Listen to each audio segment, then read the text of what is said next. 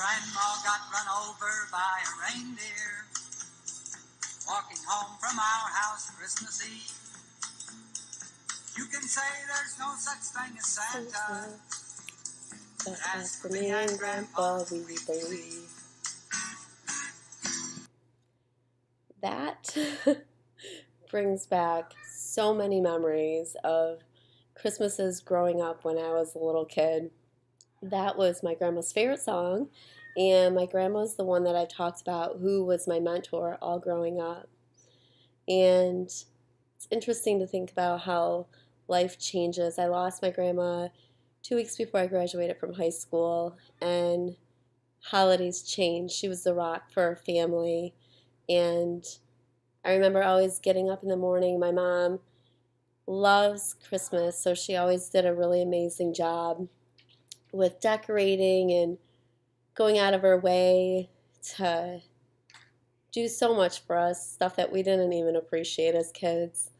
And my mom and dad would stay up late like Tim and I have tonight. It is currently 12:33 in the morning, and we just finished wrapping Jack and Caitlin's presents. And that has given me a new appreciation for what my parents did, because right now I think I'm crazy. Um, and then in the morning we would get ready and we'd go to my mom's side of the family, my dad's side of the family, and rotate every single year. But after my grandma passed away, things changed.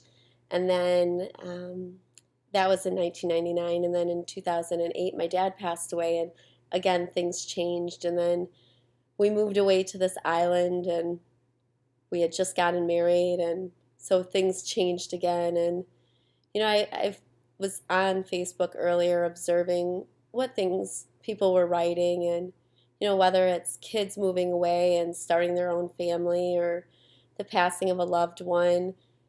Holidays can be challenging when you think about change and you think about how joyous they may have been in the past. And my husband and I were talking while we were wrapping presents, and he asked me if, I wish we could be back in Michigan for the holidays. And I think I'd be lying if I said, I didn't want to be with friends and family. But life has brought us to this place, and now what I think is important is to build those beautiful memories that my mom and dad gave to us. And it doesn't mean that everything is easy. I know for holidays, for people who are grieving the loss of loved ones, this isn't something that you look forward to, and it may just seem like another day. And, I've been in the depths of depression, and it's awful. And I hate to see anybody like that during the holidays. I hate to see anybody feeling alone during the holidays, but that's the reality for a lot of people. And I remember when I felt all alone and what was my saving grace. And Christmas for me is about the birth of Jesus. And when I was all alone, that was my saving grace. It was finding my relationship in Christ. And it was a journey coming to that point.